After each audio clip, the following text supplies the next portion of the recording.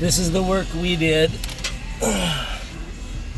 In case you know anybody that ever wants to get some custom work done.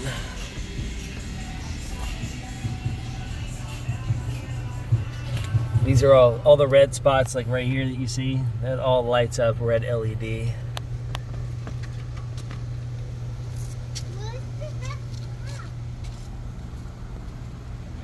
see that one down there?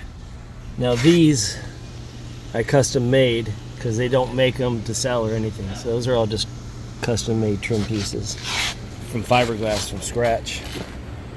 And then we did this whole trunk compartment.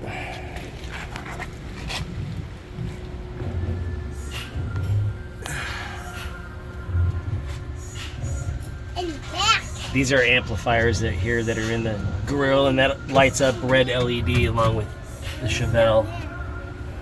Just thought you'd think it was kind of cool. Maybe you want to see it. Have a good day, bro.